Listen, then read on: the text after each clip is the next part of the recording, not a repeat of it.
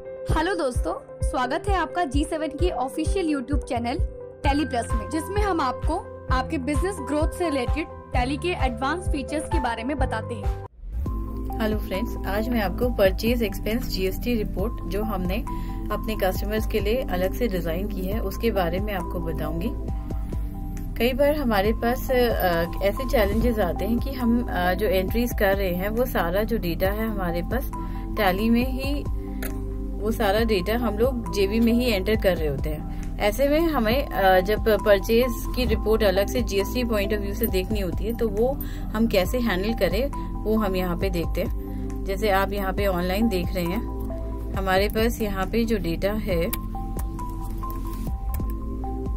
ये मोस्टली हमारे पास जेबी और रिसीट फॉर्मेट में है। अब इनमें इन एंट्रीज पे हमने स्पेशल फील्ड्स ऐड किए हैं, जैसे आप यहाँ नीचे देख पा रहे हैं। इसके बेसिस पे हम अपने रिपोर्ट में डेटा ले रहे हैं। ठीक है, तो मैं आपको एक बार रिपोर्ट के बारे में बताती हूँ। पहले हम purchase expense GST report menu पे एंटर करेंगे। यहाँ पे हमने एड लिस्ट करके छोटा सा मेन्यू दिया है जिसमें कुछ हमने टैली में न्यू मास्टर्स क्रिएट कराए हैं जो हम एंट्री पे यूज कर रहे हैं, जैसे कि जीएसटी एलिजिबल टाइप। अब इसमें हमारे पास केस हो सकते हैं not eligible, eligible, RCM eligible. इसके बाद हमारे पास इनपुट सर्विस टाइप है, जैसे कि इनपुट सर्विसेज एप्लीकेबल है या कैपिटल गुड्स। फिर हमने ट्रांजैक्शन टाइप एक डिफाइन किया है। इसमें हमारे पास एग्जांपल्स हैं asset purchase, other admin, air ticketing, legal and professional. मतलब एक तरीके से वो एंट्री पे हम कौन सा एक्सपेंस टाइप रिकॉर्ड कर रहे हैं उसकी डिटेल है। और अगर हमारे पास नेक्स्ट है HSN कोड। HSN कोड में हमारे पास जो HSN कोड अप्लाई होगा फॉर दैट एंट्री वो हम वहाँ पे स्टोर करेंगे। फिर हमारे पास सप्लाई टाइप है, जैसे इस केस में हम सप्लाई टाइप एक ही रख रहे हैं, टैक्स इनवॉइस। अगर हम चाहे तो इसमें और ऐड कर सकते हैं। ऐसे ही हमारे पास डॉक्यूमेंट टाइप है, अभी मैंने करंट में इनवॉइस लिया है। फिर हमारे पास सर्टिफिकेट नंबर लिस्ट है। ये लिस्ट थोड़ा सा डिटेल है। इसमें पहले हमने अपने वेंडर नेम चूज किया है, उसके बाद पैन नंबर उसका डिफाइन करके यहाँ आ रहा है। फिर हमारे पास हम उसे कौन सा सर्टिफिकेट नंबर इशू कर रहे हैं वो हमने यहाँ पे डिफाइन किया है। साथ में हमने टाइम पीरियड कब तक के लिए वो अप्लाइड है, from date and to date, और उसका क्या फाइनेंशियल पीरियड है वो यहाँ पे हमने मेंशन किया है, और सर्टिफिकेट का अमाउंट क्या है वो मेंशन किया है। ठीक है, तो अब हम एक बार एंट्रीज पे दोबारा नजर करते हैं।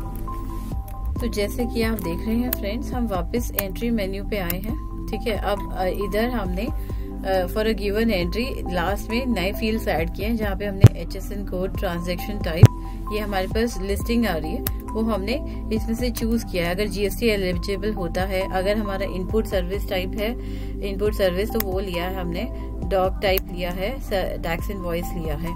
ठीक है, किसी केस में अगर हमारे पास एक्सपेंस की एंट्री है, उस केस में हमें अगर वेंडर नेम यहाँ पे क्योंकि लेजर में नहीं आ रहा टॉप पे, तो इसे हमने नीचे यहाँ पे वेंडर नेम की जो लिस्ट हमने सर्टिफिकेट में लिया था वो हमने यहाँ मेंशन किया, जिससे हमारे पास PAN number, certificate number, from date to date, financial year और सर्टिफिकेट अमाउंट, ये सारा फिलअप होके आ रहा है। ठीक है, और इसमें अगर टीडीएस का लेजर में यूज कर रही हूँ तो मैं यहाँ पे टीडीएस का रेट भी अलग से मेंशन कर रही हूँ एंट्री पे। अब इसकी रिजल्टेंट रिपोर्ट हम देखते हैं।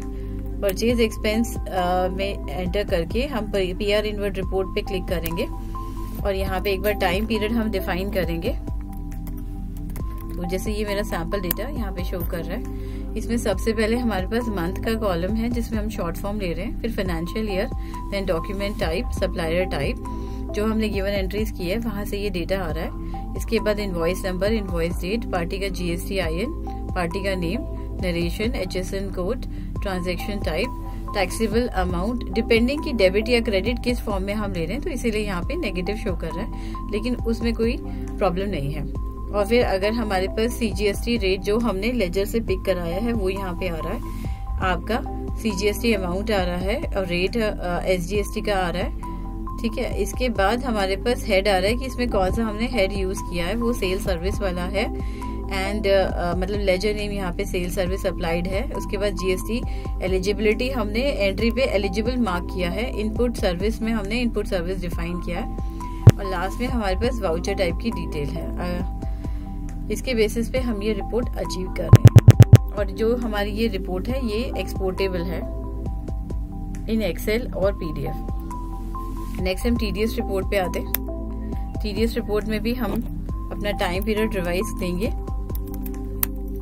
ठीक है, अब हमारे पास ये गिवन डेटा आ रहा है, तो जैसे यहाँ पे आपके फील्ड्स जो रिक्वायर्ड है वो सारे फिलअप आ रहे हैं हमारे पास। गिवन केस में जैसे इसमें आप देख सकते हैं एंट्री पे हमने वेंडर नेम लिया हुआ है, पैन नंबर, हमारे पास कौन सा लेजर टाइप है वो उसमें डिफाइन हो रहा है। उसके बाद बेसिक अमाउंट, टोटल अमाउंट, ये सब डिटेल्स हमारे पास आ रही है। अगर अबव कैटेगरीज में से कोई कैटेगरी इस एंट्री में इन्वॉल्व है तो वो वैल्यू यहाँ पर आएगी, अदरवाइज वो ब्लैंक रहेगा।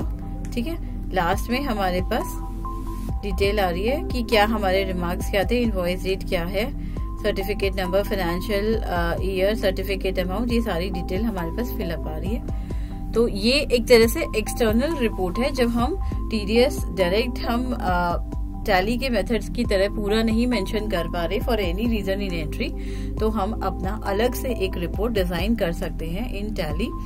तो अगर आपको भी इस तरह की कोई रिपोर्ट डिजाइन करवानी हो तो डेफिनेटली आप G7 में कांटेक्ट करिए। हमारी कांटेक्ट डिटेल्स आपको स्क्रीन पे अवेलेबल मिल जाएंगी। Thank you friends, thank you for now. Subscribe and press bell icon if you like our video and don't forget to share.